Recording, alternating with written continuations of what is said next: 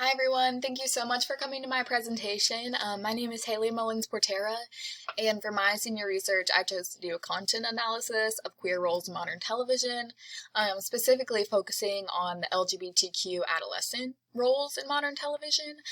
I chose this because after undergrad I'm going to grad school to hopefully become an LGBTQ adolescent counselor, and I think a lot of the youth identity comes from what they see on TV, so I wanted to see if there was healthy narratives being put out there for LGBTQ youth. So in 2019, the GLAAD review did show an increase in LGBTQ plus representation, and if you don't know what GLAAD is, it's basically an organization whose whole job is to review LGBTQ plus presence in media, which is like TV and film. So they did show an increase in LGBTQ representation, but there's a difference between representation and acceptance. So even if characters that are gay or transgender are being shown at a higher rate, if they aren't being crafted carefully and if the narratives are still all over the place, or if the narrative is still just about them being gay, then it's not necessarily helping. So I wanted to see if these new shows that are coming out are adding to the narrative of acceptance or just furthering the representation. So a brief history of LGBTQ plus on television. Probably the most famous was when Ellen came out on her sitcom Ellen as gay. After she did this, they immediately placed a parental advisory on the show, and then it was canceled. In The Sopranos in 1999, the only gay character is murdered for being gay. In Firefly, the bisexual character is a female that works as an escort, which just plays into the overly sexualized bisexual trope that's out there a lot. In One Tree Hill, the lesbian character comes out to her family and then they abruptly move away and she's not on the show anymore. In Glee, Kurt is the only openly gay kid, and his entire character is just based around him being gay. He really doesn't have any other personality traits or outside hobbies besides Glee Club, but that doesn't really count because they're all in it. And then Brittany and Santana are in a lesbian relationship, and they're just constantly seen doing sexual things and having sex, and Brittany is also portrayed as being really dumb, so it kind of just adds to like the dumb lesbian stereotype and also the sexualized lesbian relationship stereotype. And then Modern Family, which I'm sure everyone's pretty familiar with. Cam and Mitchell are gay, and they're also married. There's not really a lot of like deviant behavior, harmful tropes used, but their whole character is basically based around being gay as well. So, Sex Education and Euphoria are the two shows that I wanted to analyze to see if they were any different than the shows previously mentioned. Both of them came out in 2019. Sex Education came out on Netflix. It had 40 million viewers. And I chose both of these because they both provide a diverse sample of high school age students, which means that LGBTQ adolescents would likely be the ones watching them, like high school and college age people. And then Sex Education, their storylines focus on sex and relationships mostly in the modern age, because the main character runs like a sex therapy business at his school. And then Euphoria came out on HBO and it had 5.6 million viewers. I chose this because it really did spark like a cultural phenomenon with the youth surrounding like the fashion and makeup on the show and just like the aesthetic of the show, which made a lot of people want to watch it. And both of these provide good examples of most of the LGBTQ plus spectrum. In Sex Education, there's a bisexual girl, a pansexual girl, and a gay boy.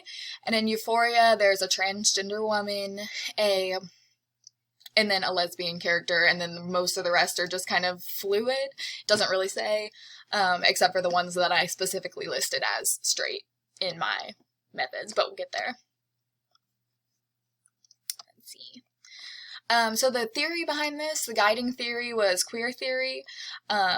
Jagos said that queer theory mostly focuses on the mismatches between anatomical sex and gender identity, as well as sex orientation, and not just the division into male and female and homosexual and heterosexual. This is also known as the binary.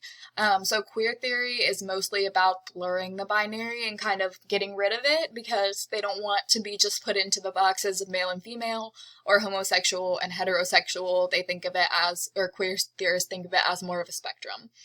And then role and status set was a theory that was coined by Merton. It basically says that the position, your status is the position you hold and the expectations that go along with it, whereas your role is the public expression of any given status, which relates to my work because I wanted to see if the non-LGBTQ characters would be given more roles and statuses, or if the LGBTQ characters would just be their LGBTQ status. And then critical theory, which is coined by Horkheimer and Adorno, is mostly about the culture and how mass culture is basically a business market, and whoever is producing the mass culture that we're all following is in charge of the narrative of the things that we believe, which really relates to like if gay characters and LGBTQ plus characters are constantly being presented as one way, it's likely that's how it's going to end up in people's minds when they meet someone that is actually LGBTQ in real life. So for my literature review, the GLAAD report, again, was talking about the importance of crafting LGBTQ plus characters with care. And in another study I read, they found that although same-sex attraction is a biological property assigned at both, the overall interpretation of one's same-sex or gender identity is indefinitely affected by culture, such as television and film, which goes back to the culture theory. And then the effects of media on younger viewers was mostly just a critique of the current representations of LGBTQ plus characters, saying that the effects of media narratives may be pronounced among younger viewers more so than adults, and the reproduction of behaviors the reproduction of behaviors goes back to Gillig as well, and it's just saying that due to the limited scope of people's everyday experiences, media and film representations really might shape the way that they view actual real life situations in people. So for my methods, first I started by defining LGBTQ+, obviously, which stands for lesbian, gay, bisexual, transgender, queer, and then the plus is asexual, and so on, because, like I said, it's a spectrum, so there are people that identify as many things, all which are valid. And then my question was, are sex education and Euphoria continuing the fight for tolerance or representation, or are they fighting for acceptance by giving these characters real narratives with substance? So I chose both for their age and diversity in sample. The age because, like I said, they're high schoolers, so younger people are more likely to watch it. My dependent variable was whether or not the character that was being analyzed was LGBTQ or non-LGBTQ, and my independent variable was their storyline. So I selected episodes, a random number generator, which basically meant if there was, let's say, 8 episodes in Sex Education Season 1, I put in 1 through 8. If it gave me 1, that was the episode I was doing. But I also watched the entire series through just to get a overview of the narrative. And then I was analyzing them on LGBTQ characters, but using the non-LGBTQ characters as a control. So they're analyzed using guiding questions like the number of identities they had, the number of times they spoke, and whether or not deviant behavior was performed. So here are my results. There are some graphs that kind of put it differently on the next slide, but you can see here that it's pretty mixed, and there's a number of races as well as statuses. There's not really an overbearing side that's like crazy different in terms of LGBTQ and non-LGBTQ. For sex education, Okay, this is for both seasons, yes. So LGBTQ plus characters did speak significantly less. They spoke 36.9% of the time, whereas others spoke 63.1% of the time. But that does factor in that the main character is non-LGBTQ, so that could skew the numbers. And then for the number of identities, LGBTQ characters total had 19 and non-LGBTQ had 18, so it was pretty much evenly split on the number of identities, which is good. And then for Euphoria, the non-LGBTQ plus characters spoke 37.5% of the time, and then the LGBTQ plus characters spoke 62.5%. But again, in the show, the main character is LGBTQ plus, so that could also skew the numbers for the amount of LGBTQ plus characters speaking in the show. And then for the number of identities, they were both 11, which is really good, that they were both consistently equal. So for my discussion, the overall themes that I found was there was no significant difference in status amounts, which is really good because that means they're giving the same amount of statuses besides being LGBTQ to each number of characters. Which is what we wanted because, like I said before, their status was only that they were gay. And then Sex Education had a white cis straight male protagonist, where Euphoria had a mixed race LGBTQ plus female protagonist. It's not necessarily bad to have a white cis straight male protagonist, but in the first season of Sex Education, it definitely there was only one gay character in the first season, and he definitely did play into the stereotypical gay best friend trope, but they kind of fixed it in season 2, and his character definitely evolved throughout the 2 seasons. And then more deviant behavior was performed in Euphoria overall, so you couldn't really say whether or not the gay characters were performing more or less than the straight characters because they were really performing about the same amount, whereas Sex Education, it was actually the straight characters that perform more deviant behavior than the LGBTQ plus characters, so.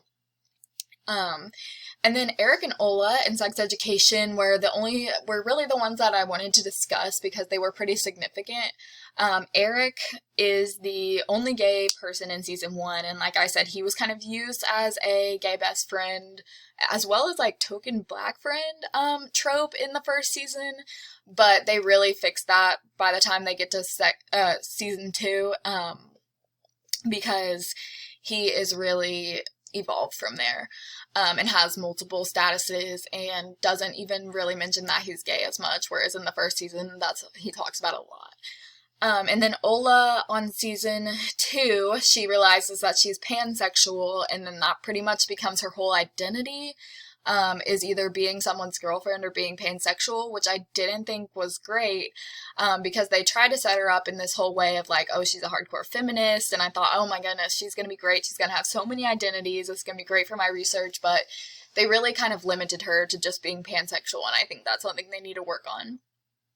And then my limitations were Sex Education is really only about sex, so there was a lot more room for mentioning, Eric mentioning all the time that he was gay, because, everyone all the time was talking about who they were having sex with, so I can't blame the show too much for doing that in the first season.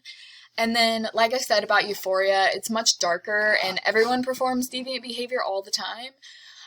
So it's kind of hard to say whether or not they're assigning that trope to LGBTQ people, or if it's just teenagers in general are always performing deviant behavior.